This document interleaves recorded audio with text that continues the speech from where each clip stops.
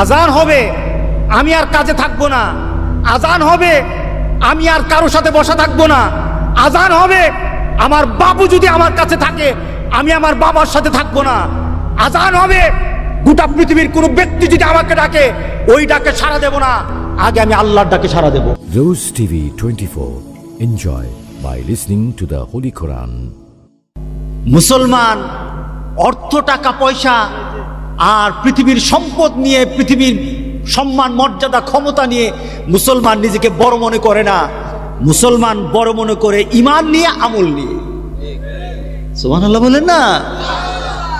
মুসলমান কি নিয়ে বড় মনে করে? পৃথিবীতে যদি সম্পদ আর পৃথিবীর ব্যক্তিগত সম্মান নিয়ে যদি পৃথিবী মানুষ বড় হয়, তাহলে বুঝতে হবে সাহাবায়ে কেরামের কি ছিল,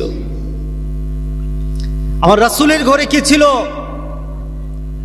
যারা জান্নাতের সুসংবাদ পেয়েছে দুনিয়া থেকে, তাদের ঘরে কি ছিল? কিছুই ছিল না। কিন্তু তারা পৃথিবীর মধ্যে শ্রেষ্ঠ মানব ছিলেন, সন্দেহ নাই। কি বলেন, ঠিক আছে কিনা বলেন? ওই শ্রেণীর মানুষ হতে হবে আমাদেরকে। আমাদেরকে মুসলমান আল্লাহ বানিয়েছেন। মুসলমান হওয়ার পিছনে উদ্দেশ্য একটাই, আমাদের চাহিদা একটাই, যে আমরা মুসলমান হয়ে জন্ম নিয়েছি, শ্রেষ্ঠ আমার ধর্ম, আমার রব শ্রেষ্ঠ, আমার রাসূল শ্রেষ্ঠ, আমার কোরআন শ্রেষ্ঠ। যারা এই সব কিছু নিয়ে থাকে তারাও শ্রেষ্ঠ। কথা ঠিক আছে কিনা বলেন? তারাও শ্রেষ্ঠ। সুতরাং শ্রেষ্ঠত্বের দাবি নিয়ে আমরা কবরে যেতে চাই। কে কে রাজি আছে?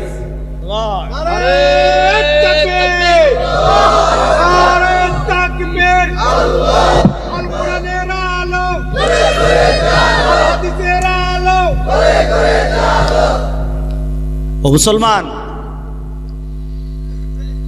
আমাদের একটা জীবন আল্লাহ দিয়েছেন। জীবনটার দাম কত এটা বড় কথা নয়, জীবনের মূল্য কতটুকু এটা বড় কথা নয়। কিন্তু আমার আল্লাহ আমাকে যেমন সৃষ্টি করেছেন, কাফেরও সৃষ্টি করেছেন। জীবনের দাম কতটুকু হতে পারে কাফেরের দিকে তাকালেই বোঝা যায়। কিন্তু মুসলমানের কাছে আল্লাহ সুবহানাহু ওয়া তাআলা যে জিনিস দিয়েছেন, গোটা পৃথিবী বিক্রি করলেও সেটার মূল্য হবে না। সেটার নাম কি? ঈমান। বলেন, সেটার নাম কি? ঈমান। যে মুসলমানরা ঈমান বুঝে না, তারা আল্লাহকে চিনে না। যে মুসলমানরা ঈমান বুঝে না, তারা রাসূলের প্রতি তার আবেগ, ভালোবাসা, মহব্বত সৃষ্টি হয় না। যে মুসলমানরা ঈমান বুঝে না, তারা কবরে গরু ছাগলের মতো যায়, মুমিনের মতো যায় না। যেই মুসলমানরা ঈমান বুঝে না, কাল হাসরের দিন তারা নবী রাসূলের দিকে সাথে থাকবে না, তারা আবু জাহেল, আবুল হাবের সাথে থাকবে। কথা ঠিক আছে কিনা বলেন? প্রশ্ন, আপনি বুঝলেন কিনা? আপনি বুঝলেন কিনা? আপনাকে তো আল্লাহ ঈমান ফ্রি দিয়ে দিল, আপনি বুঝলেন কিনা? গোটা পৃথিবীতে মানুষকে বুঝানোর জন্য আল্লাহ সুবহানাহু ওয়া তাআলা, আল্লাহ বুঝেন যে মানুষ তার কথা সরাসরি বুঝবে না। মানুষকে বুঝানোর জন্য আল্লাহ সুবহানাহু ওয়া তাআলা মডেল বানিয়েছেন, একজনকে বানিয়ে দিয়েছেন, গোটা পৃথিবীর মধ্যে আদর্শ বানিয়েছেন, নবীদেরকে আদর্শ বানিয়েছেন। আর পৃথিবীর শ্রেষ্ঠতম নবী, শ্রেষ্ঠতম আদর্শের নাম হলো মুহাম্মদুর রাসূলুল্লাহ। এর উপর তো কোনো আদর্শ হতে পারে না, এর উপর কোনো মর্যাদা হতে পারে না। সেই রাসূল পাক সাল্লাল্লাহু আলাইহি ওয়াসাল্লামের উম্মত আমরা, ঠিক না? আমরা রাসূল পাক সাল্লাল্লাহু আলাইহি ওয়াসাল্লামের উম্মত হয়েছি, কেমন মর্যাদা পেয়েছি? রাসূল পাক সাল্লাল্লাহু আলাইহি ওয়াসাল্লাম বললেন, হাসরের ময়দানে সবাই দাঁড়ানো থাকবে, সব নবীরা দাঁড়ানো থাকবে, সকল নবীদের উম্মত তার পিছনে থাকবে। সবার কাতার, কেউ কারোটা হবে 50 জনেরও হবে, আবার 1,00,000 জন হবে, 1000 জন হবে।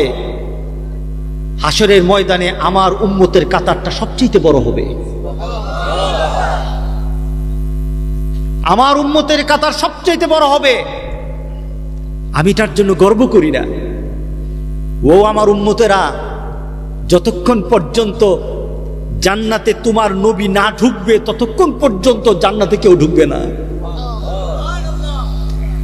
তোমার নবী প্রথম ঢুকবে, শুধু তোমার নবী প্রথম ঢুকবে না, যতক্ষণ পর্যন্ত তোমার নবীর উম্মতেরা জান্নাতে না যাবে অন্য উম্মতরা ঢুকতে পারবে না।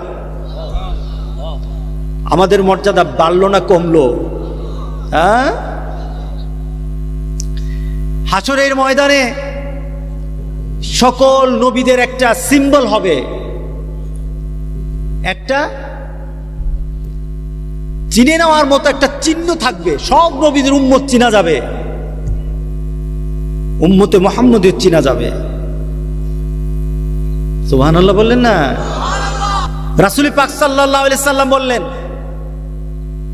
যে হাসরের ময়দানে সকল নবীদের একটা চিহ্ন, উম্মতের চিহ্ন হবে, আমার উম্মতের একটা চিহ্ন থাকবে। বলেন তো দি, উম্মত হতে হলে চিহ্ন দরকার আছে কিনা? কার কার নাই? কার কার দরকার নাই? রাসূল পাক সাল্লাল্লাহু আলাইহি সাল্লাম বললেন যে হাসরের ময়দানে আমার উম্মতের চিহ্নগুলি হবে। মা আয়েশা সিদ্দিকা রাদিয়াল্লাহু তাআলা আনহা বললেন, ইয়া রাসূলুল্লাহ, হাসরের ময়দানে এত মানুষ হবে, আপনার উম্মতকে কিভাবে আপনি চিনে নেবেন? আপনার উম্মতকে কিভাবে চিনবেন? রাসূল পাক সাল্লাল্লাহু আলাইহি সাল্লাম বললেন, আয়েশা রে, একটা মাঠে লক্ষ লক্ষ ঘোড়া আছে, সবগুলো ঘোড়া এক ধরন, আর একটা ঘোড়ার কপাল সাদা, কপালের দাগ আছে, গোরা মুহাজ্জালিন, এমন দাগ সূর্যের আলোর মতো জ্বলজ্বল করে। ও আয়েশা, বলো তো দেখি, লক্ষ ঘোড়ার মধ্যে ওই ঘোড়াটা পাওয়া যাবে কিনা? আয়েশা রে, হাসরের ময়দানে সব উম্মত দাঁড়ানো থাকবে, সবাই দাঁড়ানো থাকবে, আমার উম্মতেরও দাঁড়ানো থাকবে, কিন্তু আমার উম্মতগুলির চেহারাগুলির মধ্যে আকাশের সূর্যের মতো আলো দিতে থাকবে, নূর জ্বলতে থাকবে, তার হাতগুলি নূর জ্বলবে। যে দুনিয়া থেকে নূর নিয়েছে ওই জায়গায় পর্যন্ত নূর নূর জ্বলতে থাকবে। এত আস্তে সুবহানাল্লাহ বললেন? দুনিয়া থেকে যারা নূর নিবে, আখিরাতে সেই নূর রাসূলের দৃষ্টিতে পড়বে। রাতের অন্ধকারে আপনি কোথাও দাঁড়িয়ে আছেন, অন্ধকার, আরেকজন কেউ আপনাকে খুঁজতেছে, আপনার হাতে একটা টর্চ লাইট আছে, আপনার টর্চ লাইট যদি তাকে বাড়ি দেন, এভাবে টর্চ লাইটটা জ্বালান, আপনাকে পাওয়া যাবে কিনা? বলেন না, পাওয়া যাবে কিনা? মাঠের মধ্যে আপনার ছেলে একদিক, আপনি একদিক, এখন আপনার টর্চ লাইট মারলেন, মেরে ছেলেকে বললেন, এই ছেলে আমি এখানে, ছেলে দেখবে কিনা? আর অন্ধকারের মধ্যে যদি পড়ে থাকেন, টর্চ লাইটটা যদি না থাকে, আলোটা যদি না থাকে, নূরটা যদি না থাকে, তাহলে বলেন তো আপনার ছেলে জীবনে আপনি খুঁজে পাবে? পাবে না। হাসরের ময়দান বিভীষিকাময় অবস্থা, সূর্যটা মাথার উপর চলে আসবে। অমিয়া, আগামীকাল আসবে না? আগামীকাল একটু সূর্যের দিকে তাকায় থাকেন তো দেখি কেমন লাগে। সূর্যটার দিকে তাকিয়ে থাকেন, কেমন লাগে? আপনার চোখ দিয়ে কিছু দেখা যাবে না, লম্বা সময় তাকিয়ে থাকলে চোখটা থাকবে না, এত পাওয়ার। কিন্তু কত দূরে আছে বলেন না? কতটুকু? অনেক দূর, এখান থেকে ঢাকা পর্যন্ত নাকি? কোনানে কসবা কই আছে? 9,30,00,000 মাইল দূরে, 9,30,00,000 মাইল দূরে। এই দূরটা কিন্তু বৈজ্ঞানিকরা বলেছেন, আসল নাপ কিন্তু এখনো কেউ বলতে পারে নাই। এত দূর থেকে কোরআন, সেই যখন সূর্য যখন তা দেখ, আরাম লাগে না? খুব ভালো আরাম লাগে নাকি? হ্যাঁ, গরমটা কেমন লাগে? একটু কিছুক্ষণ দাঁড়ায় থাকার পরে খালি কোথায় লুকানো যায়, কোনখানে ছায়া পাওয়া যায়, এগুলি তো খোঁজা আরম্ভ হয়। কথা ঠিক না? আর ঠিক ওই সূর্যটাকে একটু খেয়াল করেন, ঠিক ওই সূর্যটাকে আপনার মাথার উপর, ঠিক মাথার উপর, এই মাথার উপর যখন চলে আসবে, যারা কোরআনওয়ালা তারার মাথার উপর আসবে, যারা কোরআনের কাছে আসে নাই, নামাজ পড়া নাই, তারা ওইখানে থাকবেই না, অন্য জায়গায় থাকবে নাকি? হ্যাঁ, কি বলেন? যারা আমরা একটু ভয় টয় পাই, একটু কোরআন টোরআন পড়ি, হুজুর আপনারই ধরবো, হাসরের মধ্যে আপনারই বিপদে পড়বেন, আমরা ভালোই আছি, দুনিয়া তো ভালো, আখেরাত তো ভালো। কি বলেন, তাই নাকি? হ্যাঁ, ময়দানে দাঁড়ানো হবে, আপনি যেমন দাঁড়ানো থাকবেন, মোমেন বান্দা যেমন দাঁড়ানো থাকবে, বদকারও দাঁড়ানো থাকবে। কিন্তু মোমেন বান্দা আর বদকার পৃথিবীর মধ্যে সবকিছু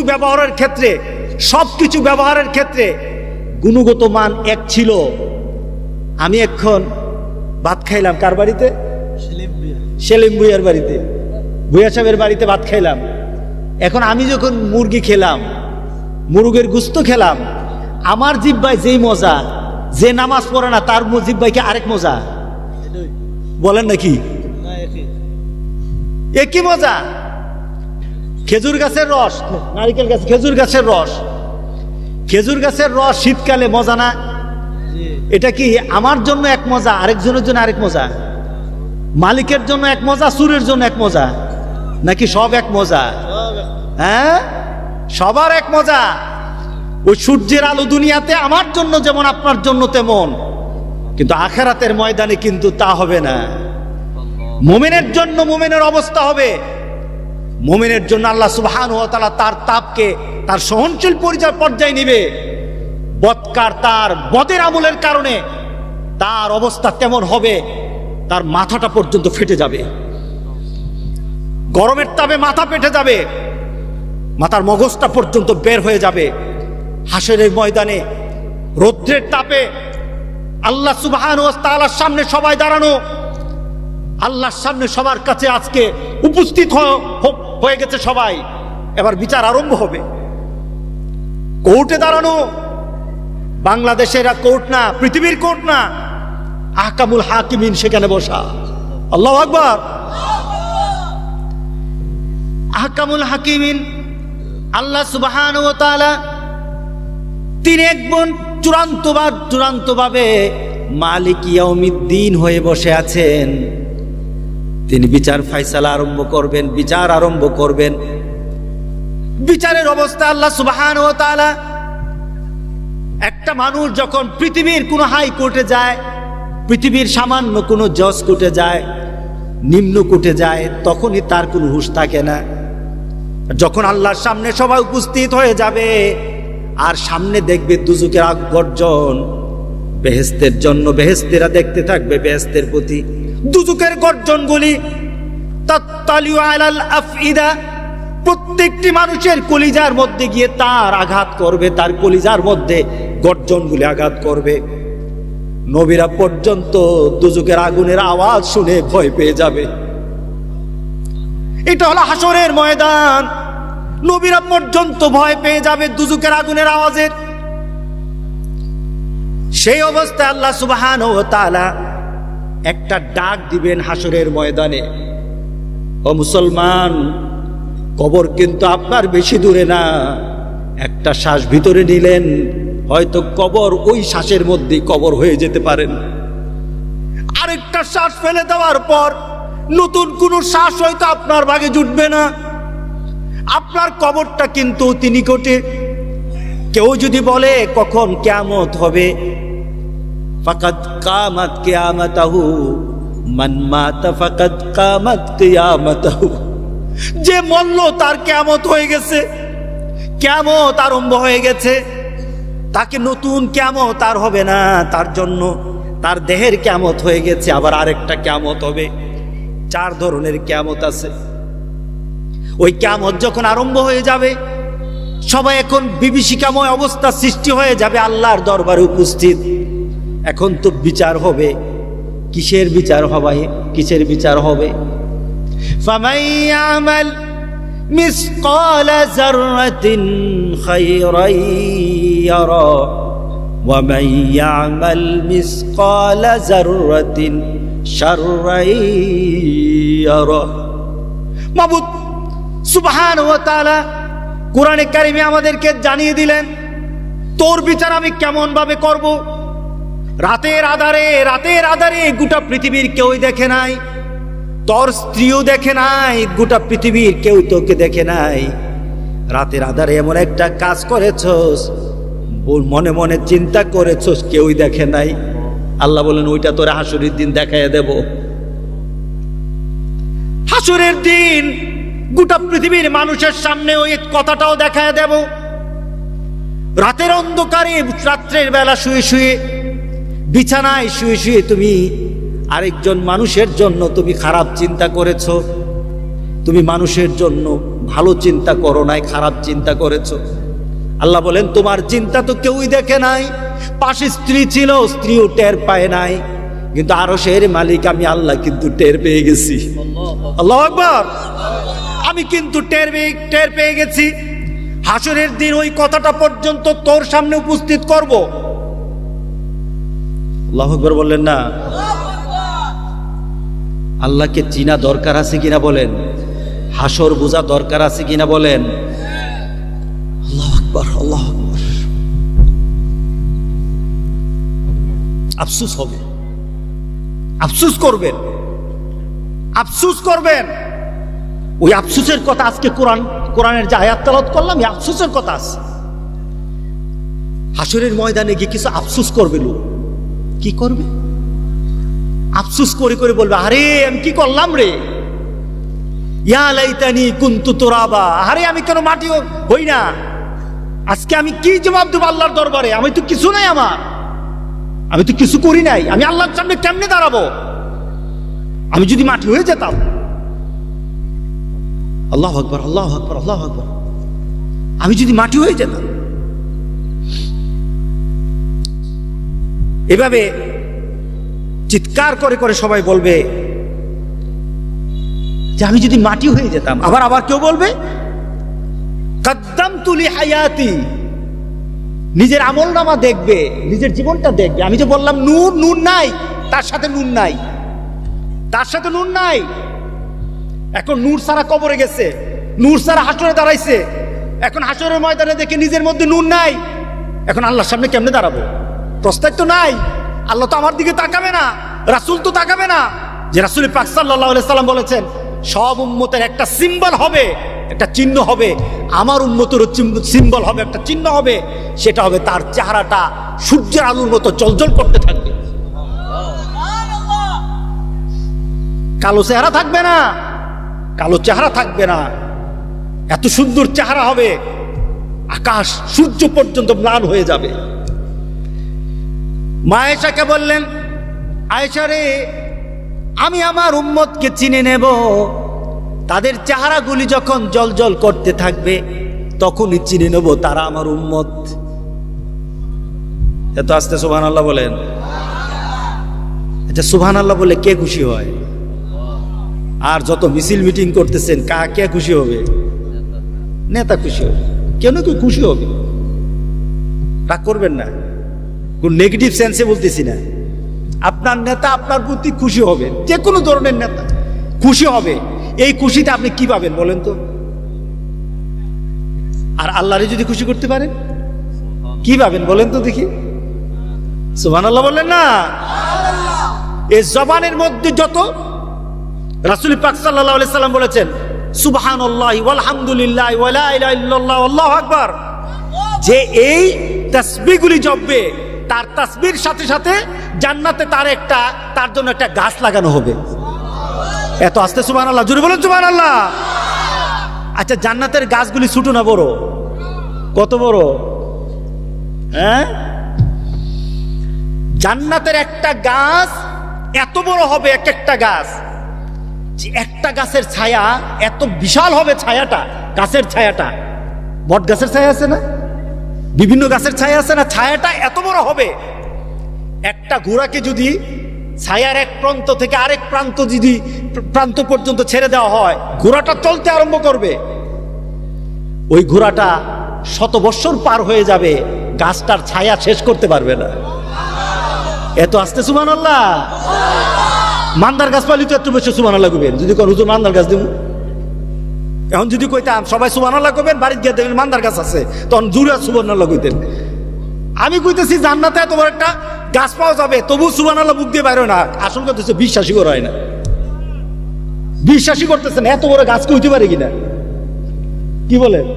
আপনাদের চিন্তা হলো হুজুর কি গাছ কইলেন, এটা ঘোরা বলে এটা শেষ করতে পারবেন না 100 বছরে, আপনি কি গাছের কথা কইলেন? আল্লাহ দিতে পারে কিনা? জোরে বলেন পারে কিনা? পারে কিনা বলেন? আমার মাহবুদি দিতে পারে, আমার মাহবুদি দিতে পারে। সুতরাং মুখের জবান যার যত বেশি জিকির দিয়ে ভরা থাকবে, জান্নাতে তার বাগানের মধ্যে তত গাছ বেশি থাকবে। আরো জোরে বলি সুবহানাল্লাহ। একটা স্লোগান দিতে পারবেন? কে পারবেন না? হাত তুলে। সবাই পারবেন? আপনারা একটা মিছিল দিবেন, স্লোগান দিবেন। জান্নাতে কিন্তু স্লোগান হবে, জান্নাতে কিন্তু স্লোগান হবে। জান্নাতের স্লোগানটা কার জন্য হবে? আল্লাহর জন্য। কার জন্য হবে? যারা এখান থেকে আল্লাহর জন্য স্লোগান দিবে তারা জান্নাতে গিয়ে ওই স্লোগানে যোগ দিবে। কে কে যোগ দিতে চান? নারে তাকবীর, নারে তাকবীর, আল কোরআনের আলো, আল হাদিসের আলো, মসজিদ আছে যেখানে, নামাজ আছে যেখানে, হক্কানি উলামায়ে কেরাম যেখানে, আলহামদুলিল্লাহ। একটু শরীরটা গরম হয়েছে নাকি? হ্যাঁ, আমি তো কিছু দিতে পারবো না, তবে স্লোগানটা আপনাদের রিজার্ভ রেখে দিলেন, আখিরাতে গিয়ে পাওয়া যাবে ইনশাআল্লাহ। বলে ইনশাআল্লাহ। এক একটা তাসবির কারণে আপনাকে একটা করে গাছ দেওয়া হবে। কোথায় দেওয়া হবে বলেন তো? এবার একটু তাত্ত্বিক কথা বলবো। কোথায় দেওয়া হবে? জান্নাতে। আচ্ছা, আপনি দুনিয়ায় থাকা অবস্থায় জান্নাতে আপনি গাছ লাগাইতেছেন, দুনিয়া থাকা অবস্থায় জান্নাতের বাগানে আপনি গাছ লাগাচ্ছেন, জিকিরের কারণে, তাসবির কারণে জান্নাতে আপনার গাছ হচ্ছে। আপনি বাগান বাড়ি তৈরি করছেন জান্নাতের, আপনার মরার আগে বাগান বাড়ি তৈরি করছেন, তাতে বোঝা গেল মরার পরে আল্লাহ আপনাকে জান্নাতি দিবেন ইনশাআল্লাহ। সুবহানাল্লাহ বলেন না? যারা বাগান বাড়ি আগে বানায়, আল্লাহ তো আগে বলতেছেন যখন যে পড়লেন তোমার বাগানের মধ্যে একটা গাছ লাগাই দেবো, তাহলে বোঝা গেল আপনার বাগান আছে। সুবহানাল্লাহ বললেন না? সুতরাং ওই বাগানে যাওয়ার শখ জাগতে হবে। আল্লাহ আমাদের সবার মধ্যে দান করে দিক।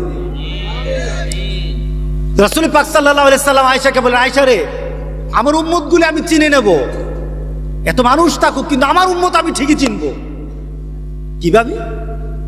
আয়েশা, শীতকাল চলে আসতো, বার্ধক্য চলে আসতো, বিভিন্ন সময় বিভিন্ন নিজের মধ্যে একটা কাজের স্পৃহা হারিয়ে ফেলতো, মনের মধ্যে দুর্বলতা, শারীরিক দুর্বলতা সৃষ্টি হতো, কোনো কিছু কাউকে পিছু হটাতে পারে নাই, কাজ থেকে এই কাজ থেকে বারণ করতে পারে নাই, পিছু হটাতে পারে নাই। আবার আমার উম্মতের চরম দুশমন শয়তান ছিল। আমাদের চরম দুশমনকে, জোরে বলেন চরম দুশমনকে? শয়তান চরম দুশমন ছিল, আমার উম্মতের চরম দুশমন। তারা ওয়াসওয়াসা দিয়েছে যেন সে এই কাজটা না করে। কিন্তু যখনই আমার আল্লাহর একটা আওয়াজ এসেছে, সে তার জীবনের অন্য কোনো চাহিদাকে তার বড় চাহিদা বানায় নাই। সে যে কোনো কাজে থাকতো, যখন আল্লাহর সে ডাক তার কানের মধ্যে লেগেছে, ডাকটা হলো আল্লাহর ডাক, সে আল্লাহর ডাক যখনই তার কানে লাগতো, সে ডাকটা ছিল আল্লাহু আকবার। জোরে বলেন আল্লাহু আকবার। ডাকটা কি ছিল? আল্লাহু আকবার। মসজিদ থেকে আওয়াজ এসেছে আল্লাহ বড়, আর সে কাজে ডুবেছিল, বিভিন্ন কাজের মধ্যে ছিল, সে তার চিন্তায় শয়তান বলে কাজ বড়, আর মসজিদ থেকে আওয়াজ এসেছে আল্লাহ বড়। সে নিজের মধ্যে যুদ্ধ করেছে, নফসের সাথে যুদ্ধ করেছে। তার আত্মা বলে বসে থাক, তার আত্মা বলে বসে থাক, আত্মা বলে কাজ কর, আত্মা বলে এখানে যা, আত্মা বলে এটা কর। কি বলেন? বলে না?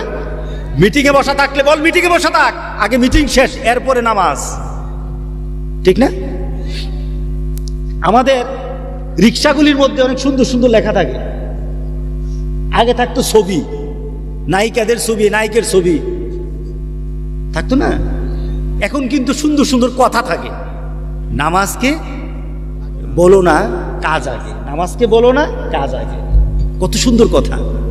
কাজকে বলো, নামাজ আগে। তোমার দুনিয়ার যে কোনো কাজ থাকুক, তোমার জীবনের একটা বড় চাহিদা নিয়ে নাও। আজান হবে, আমি আর দেরি করব না। আজান হবে, আমি আর কাজে থাকবো না। আজান হবে, আমি আর কারোর সাথে বসা থাকবো না। আজান হবে, আমার বাবু যদি আমার কাছে থাকে, আমি আমার বাবার সাথে থাকবো না। আজান হবে, গোটা পৃথিবীর কোনো ব্যক্তি যদি আমাকে ডাকে, ওই ডাকে সাড়া দেব না, আগে আমি আল্লাহর ডাকে সাড়া দেব। পারা যাবে কি না? ও মুসলমান, পারা যাবে? যদি পারা যায় তাহলে আমরা এখন থেকে বলবো, নামাজকে বলবো না কাজ আগে, নামাজকে বলবো না কাজ আগে। যদি হয় কি হবে? যদি এটা করতে পারেন কি হবে? রাসূল পাক সাল্লাল্লাহু আলাইহি সাল্লাম বলেন, ওই উম্মতগুলি আমার উম্মত চিনে নেব। তাহলে বোঝা গেল যার মধ্যে এই দাগ থাকবে না, সে রাসূলের উম্মত বলে পরিচয় দিতে পারবে না। আমাদের সমাজে নামাজি বেশি না বেনামাজি বেশি? আস্তে কথা কয়, বলেন, জোরে বলেন, সাহস করে বলেন। বেনামাজি বেশি।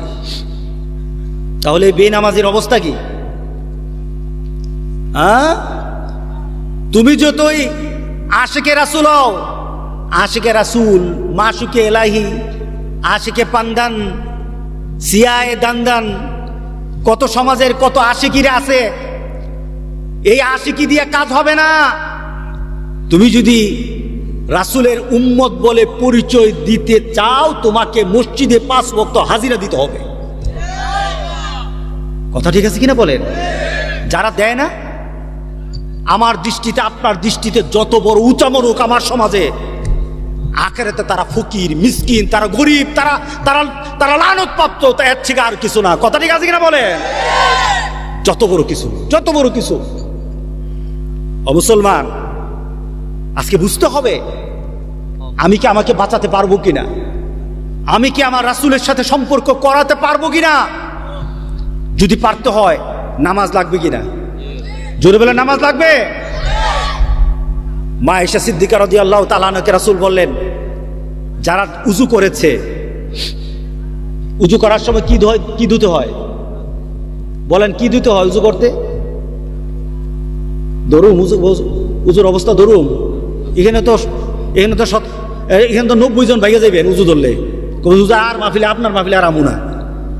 আপনি একটা টেরা মানুষ, উযু যেমনি মন দেয় আপনি কি হয়েছে উযু?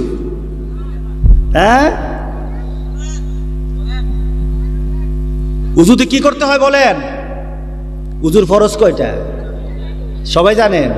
জি না, সবাই জানেন না। যারা বলছে ওই যে সবগুলি চেহারা চিনি, সবগুলি নামাজির চেহারা, নামাজির চেহারাই আলাদা। সুবহানাল্লাহ বলেন।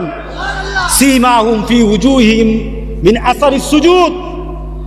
যারা নামাজ পড়ে, একটা লোক অনেক ফর্সা, নামাজ পড়ে না, তার চেহারার মধ্যে ফর্সা হোক, কিন্তু তার চেহারার মধ্যে নূর নাই। কথা ঠিক আছে কিনা বলেন? আরেকটা চেহারা কালো, কিন্তু 5 ওয়াক্ত নামাজ পড়ে, চেহারার দিকে তাকায় দেখেন, নূর আর নূর আছে তার মধ্যে, তার মধ্যে নূর আর নূর আছে। আপনি নামাজ পড়তে গিয়ে যখন উযু করলেন, মুখটা ধুইলেন, হাতটা ধুইলেন, রাসূল বলেন, যারা শীতের রাত্রিতে আর উযু করতে গিয়ে হাতটা সুন্দর করে ধুয়ে নেয়, কাল হাসুরের দিন আল্লাহ এটাকে আর হাত রাখবে না, এটা নূর বানাই দিবে। ওই নূর আমরা চাই। আপনি আখিরাতে গিয়ে আল্লাহর সামনে কেমনে দাঁড়াবেন, রাসূলের সামনে কেমনে পরিচয় দিবেন? আপনার সাথে নূর নাই, আপনার সাথে নূর নাই। রাসূল পাক সাল্লাল্লাহু আলাইহি সাল্লামের সাথে আমরা যদি পরিচিত হতে হই, তাহলে নামাজ লাগবে।